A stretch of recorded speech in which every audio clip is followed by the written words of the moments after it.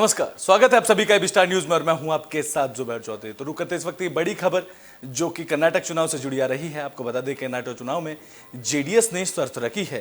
बता दें कि इस वजह से बीजेपी और कांग्रेस में खलबली मच गई है, जहां जेडीएस ने सीधे तौर पर यह कहा है कि अगर जेडीएस का समर्थन चाहिए तो जेडीएस पार्टी की शर्तें माननी पड़ेंगी, जिसको लेकर बता दें कि कर्नाटक चुनाव में बीजेपी को बहुमत के साथ जीत का भरोसा है। ऐसा ही भरोसा कांग्रेस को भी है, जहां कांग्रेस मानती है कि कर्नाटक चुनाव में कांग्रेस बहुमत के साथ जीत हासिल करेगी। तो बात कर लें कर्नाटक में मतगणना से पहले सियासी परवान की, तो बता दें कि कर्नाटक में मतगणना से पहले सियासी पारा परवान चढ़ता नजर आ रहा है, जहां विधानसभा चुनाव के नतीजों से पहले ही कांग्रेस और बीजेपी अपनी अपनी जीत का दावा कर रही हैं। तो वहीं दूसरी ओर जेडीएस के बयान से कांग्रेस और बीजेपी में खलबली मच गई है। दरअसल कुमारस्वामी ने पार्टी ने समर्थन के लिए एक शर्त रखी है। जेडीएस नेता कुमारस्वामी ने कहा है कि उनकी पार्टी ये पहले ही तय कर चुकी है कि वो चुनाव के बाद किसे समर्थन देने जा रही है। उन्होंने सीधे तौर पर कहा कि उनकी पार्टी किसी भी राष्ट्रीय पार्टी के साथ गठबंधन करने के लिए तैयार है, लेकिन शर्त यह होगी कि कुमारस्वामी को राज्य का सीएम बनाया जाए और उनकी पार्टी के नेताओं को मंत्री बनाया जाए। जेडीएस के बयान के बाद बीजेपी और कांग्रेस में खलबली मच गई है, लेकिन फिर भी दोनों पार्टियां अपनी अपनी बहुमत से जीत का दावा कर रही हैं। तो वहीं कर्नाटक कांग्रेस अध्यक्ष डीके शिव कुमार का कहना है कि एग्जिट पोल में अपनी थ्योरी होती है। एग्जिट पोल की एक थ्योरी है जिसमें उन्होंने कहा है कि वो ये मानकर चल रहे हैं कि कांग्रेस के पास सहज बहुमत होगा। उन्होंने आगे कहा कि फिलहाल वे जेडीएस के बारे में नहीं सोच रहे हैं और कुमारस्वामी अपना फैसला लेने के लिए आजाद हैं। तो कांग्रेस नेता ने कहा है कि उनके पास कोई बैकअप प्लान नहीं है। उनकी एकमात्र योजना यही है कि कांग्रेस पार्टी सत्ता में आएगी। तो वहीं अब कुमारस्वामी और डीके शिव कुमार के बाद कर्नाटक के सीएम बसवराज बोम्मई का बयान भी सामने आया। उन्होंने कहा है कि कर्नाटक में त्रिशंकु विधानसभा की कोई संभावना नहीं है और बीजेपी आराम से सरकार बना रही है। उन्होंने आगे कहा कि डीके शिव कुमार केवल नतीजे आने तक अपनी 141 सीटों से खुश हो सकते हैं, लेकिन कर्नाटक में बीजेपी पूर्ण बहुमत के साथ जीत दर्ज करेगी। तो अब देखना होगा कि जेडीएस के बयान के बाद किस तरीके की खलबली दोनों खेमों में मची हुई है, जिसको लेकर दोनों ही पार्टी अलग अलग दावे कर रही है।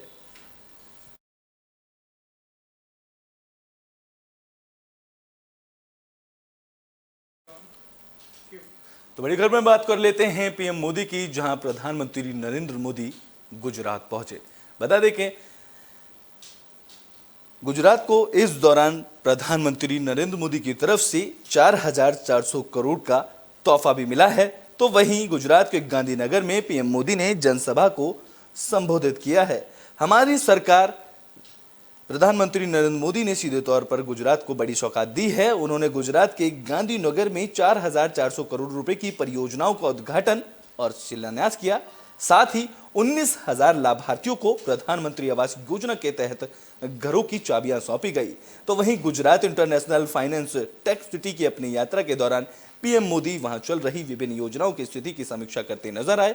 साथ ही उन्होंने अखिल भारतीय प्राथमिक शिक्षक महासंघ के 29वें दिव्यांग सम्मेलन की शिरकत की। बता दें कि इस दौरान गांधीनगर में जनसभा को संबोधित करते हुए पीएम मोदी ने बीजेपी सरकार की उपलब्धियों गिनाते नजर आए। साथ ही विरोधियों पर पीएम मोदी जमकर बरसते नजर आए। उन्होंने इस दौरान कहा कि बीजेपी के लिए देश का विकास एक कन्विक्शन है और एक कमिटमेंट भी है। उन्होंने आगे कहा कि जो विकास की रफ्तार वे गुजरात में देख रहे हैं और उन्हें देखकर उन्हें गुजरात में आनंद आ रहा है। उन्होंने कहा कि गुजरात को विकास की बौछार देखकर उनको खुद आनंद आ रहा है। तो वहीं ग्राफिक्स के नजर डालते हैं क्या कुछ पीएम मोदी ने जनसभा में मुख्य बातें की हैं।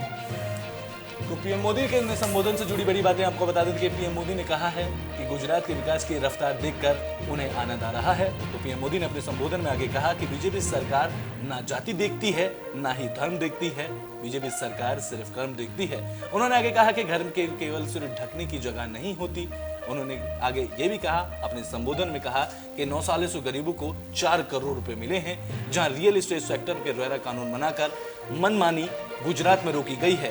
उन्होंने अपने संबोधन में बड़ी बात करते हुए कहा है कि बीजेपी के लिए देश का विकास एक कन्विक्शन है और एक कमिटमेंट है, और गुजरात के विकास की रफ्तार देखकर उन्हें आनंद आ रहा है।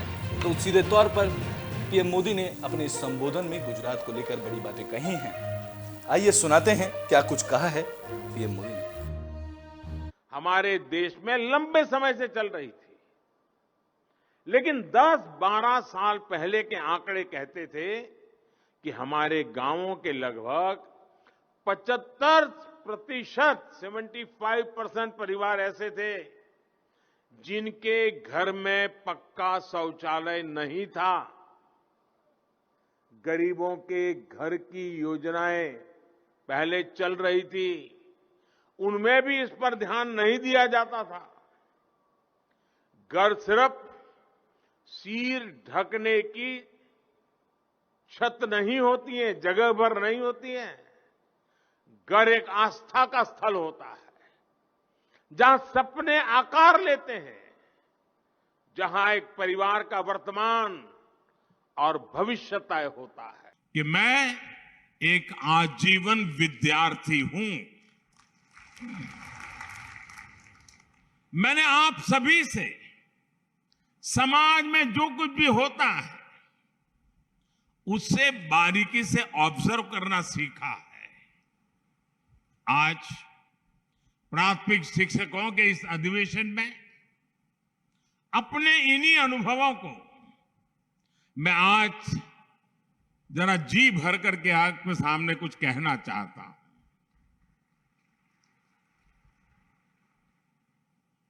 21वीं सदी में तेजी से बदलते हुए इस समय में भारत की शिक्षा व्यवस्था बदल रही है। शिक्षक बदल रहे हैं, छात्र भी बदल रहे हैं। ऐसे में इन बदलती हुई परिस्थितियों में हम कैसे आगे बढ़े, ये बहुत अहम हो जाता है। प्रयोग करने वाले और टीचिंग और लर्निंग का डिबेट तो इन दिनों सुनने को मिलता है, लेकिन मैं अपने बचपन की एक घटना आपको बताता हूं। मुझे मेरे अपने एक शिक्षक याद आ जा रहे हैं, मेरे प्राइमरी शिक्षक। वो शाम को जब स्कूल से घर जाना होता था तो बच्चों को कुछ न कुछ काम देते थे, और होमवर्क वाला नहीं, कुछ और ही काम देते थे। जैसे वो कहते थे, अच्छा भाई तुम ऐसा करना, कल 10 चावल लेकर के आ जाना। दूसरे को कहते थे तुम 10 मूंग के दाने ले आना। तीसरे को कहते थे तुम तूर की दाल 10 लेके आना। चौथे को कहते थे तुम 10 चने ले आना। हरे से कुछ न कुछ ऐसा 10-10 मंगवाते थे। उस बच्चा घर जाते याद रखता था, मुझे 10 लाना है, 10 लाना है, 10 नंबर फिक्स हो जाता। फिर मुझे गेहूं लाना है कि चावल लाना है, तो उसके दिमाग में घर जाते पहले अपनी मां से कह देता था, मुझे कल टीचर ने कहा ये ले जाना है। देश का विकास ये कन्विक्शन है, कमिटमेंट है। हमारे लिए राष्ट्र निर्माण एक निरंतर चलने वाला महायज्ञ है। अभी गुजरात में फिर से बीजेपी सरकार बने कुछ ही महीने हुए हैं, लेकिन विकास ने जो रफ्तार पकड़ी है वो देखकर मुझे बहुत ही आनंद आ रहा है, सुखद अनुभूति हो रही है। तो बुलेटिन में बात कर लेते हैं उड़ीसा के मुख्यमंत्री नवीन पटनायक की, जिन्होंने प्रधानमंत्री नरेंद्र मोदी से मुलाकात के बाद बड़ा बयान दिया है। सीधे तौर पर 2024 के चुनाव को लेकर नवीन पटनायक ने बड़ा बयान दिया है। उन्होंने कहा है कि 2024 के चुनाव में थर्ड फ्रंट की कोई भी संभावना नहीं है। इससे पहले नवीन पटनायक ने नीतीश कुमार से मुलाकात की थी, जिसके बाद थर्ड फ्रंट की अटकलें लगाई जा रही थी। लेकिन पीएम मोदी से मुलाकात के बाद सीएम नवीन पटनायक का बड़ा बयान सामने आया है। तो 2024 में लोकसभा चुनाव होने हैं, सवाल अभी भी जस का तस बना हुआ है कि 2024 के चुनाव में आखिर बीजेपी के सामने कौन है। विपक्षी एकजुटता और थर्ड फ्रंट को लेकर कयासों का दौर शुरू हो चुका है, लेकिन इस बीच विपक्षी एकजुटता की कोशिश में लगे नीतीश कुमार की उम्मीदों को उड़ीसा के मुख्यमंत्री नवीन पटनायक ने बड़ा झटका दे दिया है। बता दें कि बीते दिनों नीतीश कुमार ने उड़ीसा के सीएम नवीन पटनायक से मुलाकात की थी, लेकिन इसके 48 घंटे बाद ही नवीन पटनायक ने एक बड़ा बयान दिया है। दरअसल 11 मई को जब नवीन पटनायक पीएम मोदी से मिले तो उन्होंने कहा कि जहां तक मुझे लगता है कि थर्ड फ्रंट की कोई संभावना नहीं है। सीधे तौर पर उन्होंने कहा कि 2024 के चुनाव को लेकर थर्ड फ्रंट की कोई संभावना नजर नहीं आ रही है। बता दें कि नवीन पटनायक का बयान ऐसे समय पर आया है जब उसी दिन नीतीश कुमार मुंबई में उद्धव ठाकरे और शरद पवार से मिल रहे थे। नवीन पटनायक ने यह साफ किया है कि उनकी पार्टी बीजू जनता दल अगले साल विधानसभा और लोकसभा चुनाव अकेले लड़ेगी। जब उनसे पूछा गया कि क्या उनकी पार्टी आगामी चुनावों को लेकर अकेले उतरेगी तो नवीन पटनायक ने कहा कि यह हमेशा उनकी पार्टी का सिद्धांत रहा है। नवीन पटनायक ने इस बयान के बाद 2024 में मोदी के खिलाफ विपक्षी एकता की मुहिम में कटाई में पड़ती नजर दिख रही है, जहां 3 दिन पहले ही बिहार के मुख्यमंत्री नीतीश कुमार ने भुवनेश्वर पहुंचकर नवीन पटनायक से मुलाकात की थी और नवीन पटनायक को पुरानी दोस्ती की गुहाई भी लगाई थी। तो वहीं नवीन पटनायक देश की राजनीति में बड़े शत्रु माने जाते हैं। इनकी ताकत का अंदाजा इसी बात से लगाया जा सकता है कि लोकसभा चुनाव में अभी भी बीजू जनता दल के 12 सांसद हैं और राज्यसभा में 8 सांसद मौजूद हैं।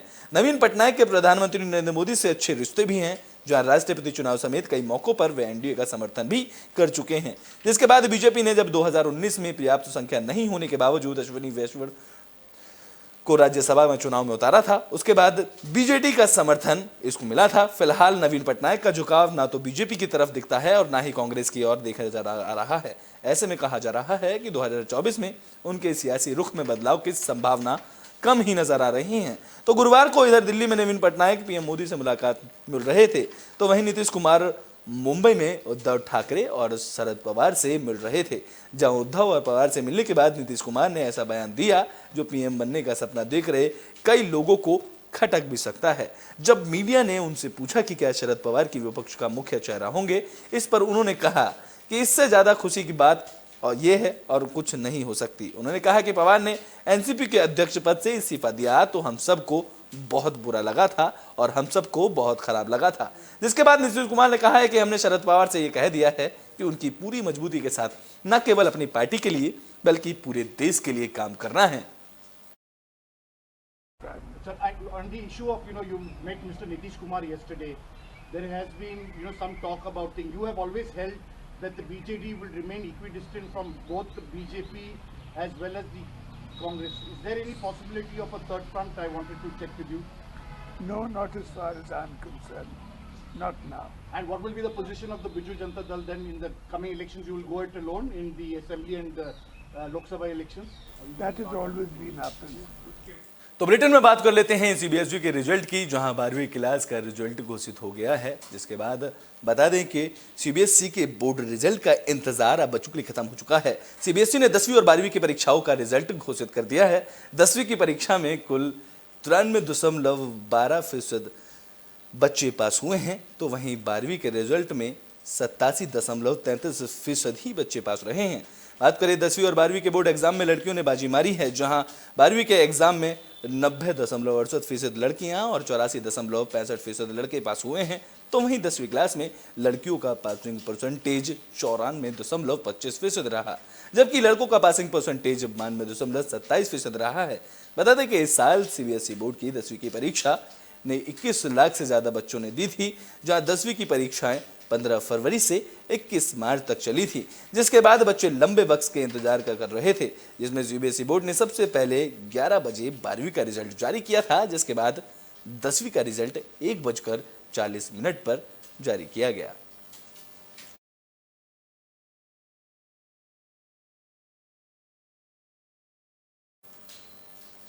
ब्रिटेन में बात कर लेते हैं मनीष सिसोदिया की। बता दें कि दिल्ली के पूर्व उप मुख्यमंत्री मनीष सिसोदिया को राउज एवेन्यू कोर्ट ने न्यायिक हिरासत बढ़ा दी है, तो वहीं अभी भी मनीष सिसोदिया को राहत मिलती नहीं नजर आ रही है। दिल्ली के डिप्टी सीएम मनीष सिसोदिया को एक बार फिर से झटका लगा है।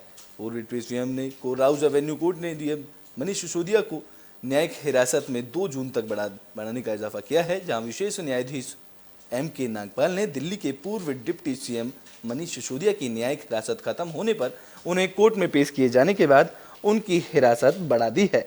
बता दें कि कोर्ट ने 31 मार्च को मनीष सिसोदिया की जमानत अर्जी खारिज करते हुए कहा था कि मनीष सिसोदिया इस मामले में आपराधिक साजिश के प्रथम दृष्टया के सूत्रधार थे और उन्होंने दिल्ली सरकार में अपने और अपने सहयोगियों के लिए करीब 90 से 100 करोड़ रुपए की अग्रिम रिश्वत के कथित भुगतान से जुड़ी आपराधिक साजिश में सबसे महत्वपूर्ण और प्रमुख भूमिका निभाई है।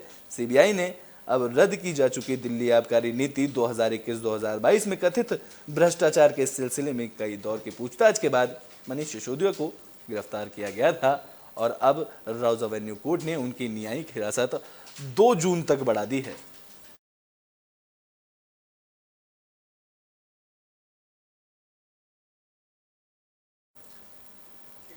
तो बुलेटिन में बात कर लेते हैं पाकिस्तान के पूर्व प्रधानमंत्री इमरान खान की, जिनको हाई कोर्ट से राहत मिली है। पाकिस्तान के पूर्व प्रधानमंत्री इमरान खान को बड़ी राहत मिली है। इस्लामाबाद हाई कोर्ट ने इमरान खान को अल कादिर केस में 2 हफ्ते के लिए जमानत दे दी है। इससे पहले जब इमरान खान को इस मामले में जबरन अरेस्ट कर लिया गया था, तब सुप्रीम कोर्ट ने उन्हें तुरंत छोड़ने के लिए कहा था। बता दें कि इमरान खान ने कोर्ट में हिंसा के लिए पाकिस्तान के सेना प्रमुख जनरल असीम मुनीर को जिम्मेदार ठहराया है और उन्होंने अपनी गिरफ्तारी नहीं बल्कि अपहरण बताया है। इस दौरान इस्लामाबाद हाईकोर्ट में सुनवाई के दौरान कोर्ट रूम के भीतर ही इमरान के हक में नारेबाजी की गई थी। इसे रोकने की कोशिश की गई, लेकिन जब नारेबाजी नहीं रुकी तो सभी जज अदालत से उठकर चले गए थे। तोशखाना मामले में भी इमरान खान को बड़ी राहत मिली है, जहां इस्लामाबाद हाईकोर्ट ने इस मामले में कार्रवाई को अगले आदेश तक रोक दिया था। इमरान खान ने कोर्ट में कहा है कि उनके खिलाफ 145 केस दर्ज हुए हैं और उनकी गिरफ्तारी एक आतंकी की तरह की गई है। तो सीधे तौर पर इमरान खान ने कहा है कि उनकी गिरफ्तारी एक आतंकी के तौर पर की गई है।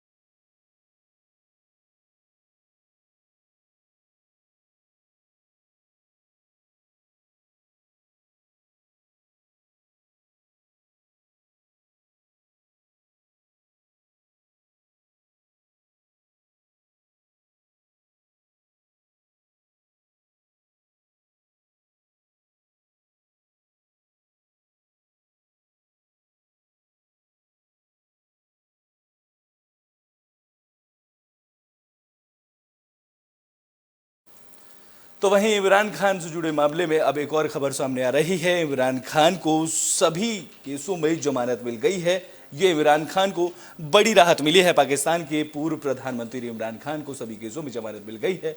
इसके साथ ही एनबीए के नए डीजी वकार चौहान को बनाया गया है, जिसके बाद पाकिस्तान के गृह मंत्रालय से भी बयान आया है कि जब तक बाकी अपराधियों को नहीं पकड़ा जाता, जब तक पाकिस्तान में इंटरनेट बैन रहेगा।